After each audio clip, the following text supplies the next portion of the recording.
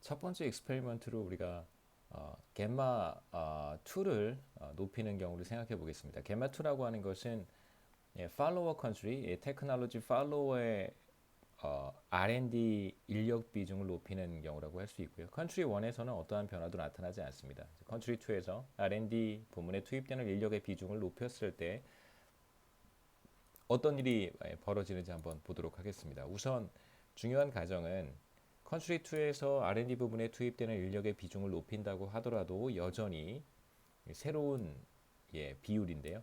겜마 2에서 겜마 2 프라임으로 높였다고 하더라도 여전히 컨트리 1에서 투입되는 R&D 부분의 인력 비중보다는 높지 않다. 여전히 이게 성립한다라고 우리가 가정을 하겠습니다. 그래서 왜 그러냐면 만약에 너무 많은 인력 비중이 투입되게 되면 사실 리더 컨트리와 그 테크놀로지 리더와 테크놀로지 팔로워가 이제 바뀌는 상황이 벌어지기 때문에 우리가 그런 상황은 사실 보고 싶지는 않고요. 뭐 관심 있는 학생을 한번 해보시면 되는데 쉽지는 않습니다만 여하튼 네.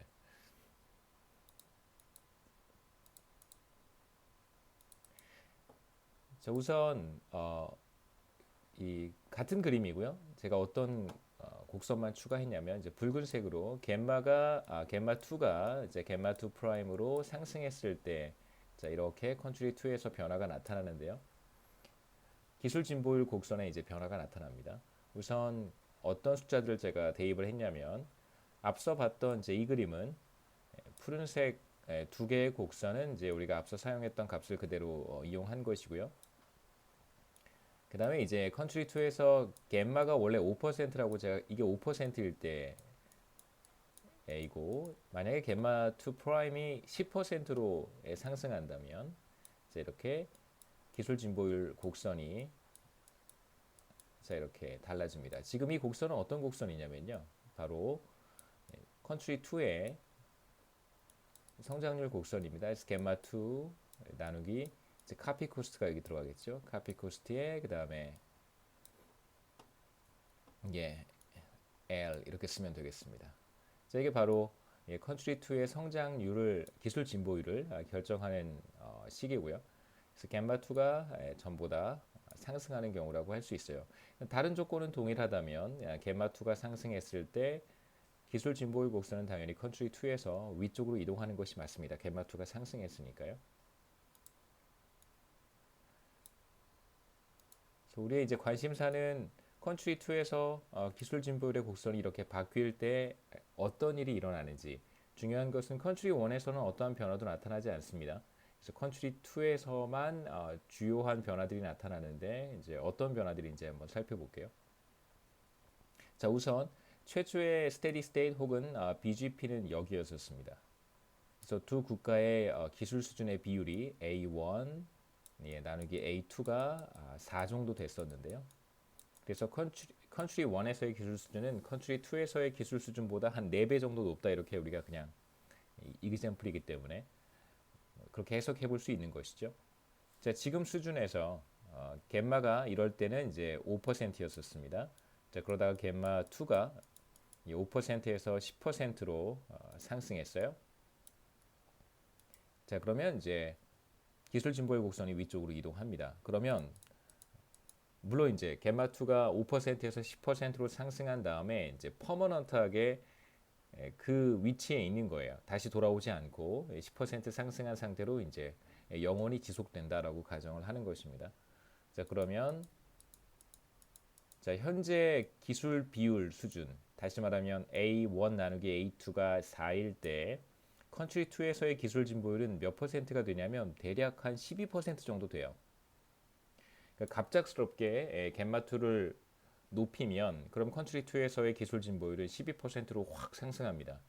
그래서 무슨 일이 벌어지냐면 두 국가의 기술 비율에서 컨트리 2의 증가 속도가 더 높아진 것이죠. 컨트리 2가 더 빠르게 증가하기 시작합니다. 원래 최초의 스테디 스테이트 혹은 BGP에서는 A1과 A2의 증가 속도가 같았어요. 그래서 이 비율이 일정하게 유지가 됐는데 컨트리 2에서 겜마 2를 높이면 이렇게 높이면 G2가 컨트리 2의 기술 진보율이 더 상승합니다. 전보다 상승합니다. 자, 그러면 이제 우리가 무엇을 봐야 되냐면 A1 나누기 A2 이 비율을 봐야겠죠. 그래서 A2가 전보다 더 빠르게 늘어나기 때문에 A1 나누기 A2 이 비율은 이제 하락하게 돼요. A1의 증가 속도는 여전히 6%지만 A2의 증가 속도가 일시적으로 12%까지 상승했다가 이제 조금씩 떨어지겠죠. 그래서 이 두 국가의 기술 격차는 전보다 축소됩니다. 그래서 4였던 기술 격차가 기술의 비율이 점점점 이렇게 줄어들겠죠. 자, 이 과정에서 어떤 현상이 나타난다고 말씀을 드렸냐면 컨트리 2에서의 카피 코스트가 상승하겠죠.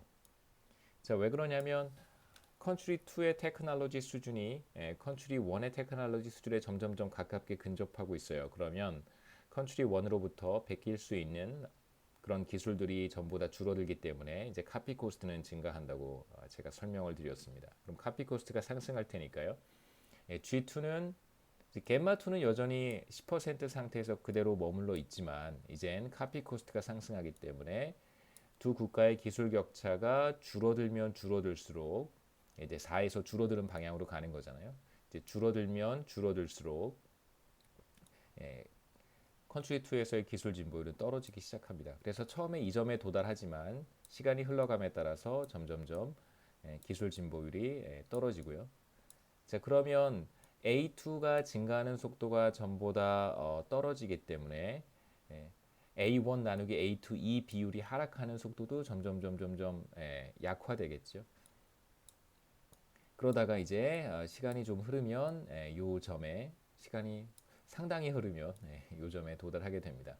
그래서 요 점에 도달하게 되면 결국 이전의 스테디 스테이트과 새로운 스테디 스테이트이 사실 기술 진보율 측면에서는 별 차이가 없어요. 여전히 컨트리 2가 R&D 부문에 투입되는 인력의 비중을 높였음에도 불구하고 결국 시간이 충분히 흐르면 새로운 스테디 스테이트에서 어떤 상황이 벌어지냐면 두 국가는 여전히 똑같이 6%로 성장을 하게 됩니다.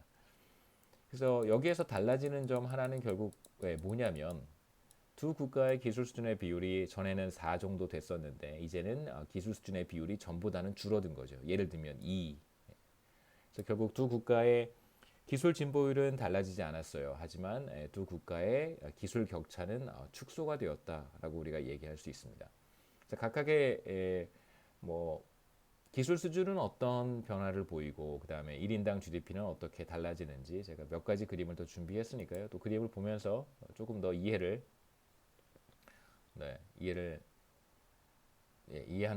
도움이 됐으면 합니다. 자, 이 그림은 우선 이제 겜마 2가 상승하기 전에 상황을 제가 그림으로 표현한 것인데요. 기술 수준 A, 테크놀로지 수준 이제 A의 경로라고 우리가 얘기할 수 있습니다. path예요. 경로고요. 그래서 뭐 두 국가 모두 애초에 사실 6%로 성장을 하고 있었습니다. 다시 말하면 이 점에서의 이야기고요. 그래서 두 국가가 모두 6%의 성장률로 성장하고 있는 경우, 기술 진보율이 6%인 경우, 컨트리 1은 이 경로를 따라서 테크놀로지가 발전할 것이고요. 그 다음에 컨트리 2는 이 경로를 따라서 테크놀로지가 발전하게 되어 있습니다. 자, 이 차이가 왜 나타나는 걸까요? 이거는 이제 로그의 A1이고요. 자, 이건 로그의 A2입니다. 자, 두 국가 로그를 취한 값이기 때문에 결국은 기울기가 기술 진보율과 같다고 근사적으로 같다고 얘기할 수 있고요. 두 국가의 기술 진보율이 같기 때문에 6%로 스테디 스테이트에서 혹은 밸런스드 그로스 패스에서 같기 때문에 결국은 로그 A1과 로그 A2가 평행하게 증가하는 거예요. 자, 그렇다면 우리가 생각해 봐야 되는 것은 이 두 값의 차이는 일정하잖아요. 평행하다는 말은 이 두 값의 차이가 어느 시점에서든 같다는 뜻입니다. 자, 그럼 이 값의 차이가 뭘 의미하는 걸까요? 자, 우리가 최초의 스테디 스테이트에서 A1 나누기 A2가 대략 4의 값을 갖는다고 얘기를 했었습니다. 여기서 1보다 크다고 제가 표현한 거예요. 우리 앞에 그림 다시 한번 보시죠. 앞에 그림에서 스테디 스테이트에서 대략 4의 값을 갖는다고 했어요. 두 국가의 기술 수준의 비율이 4라는 뜻입니다. 자, 두 국가의 기술 수준의 비율이 4예요. 자, 그러면 양변에 제가 로그를 취해 보겠습니다. 자연 로그를 이렇게 취해 보세요.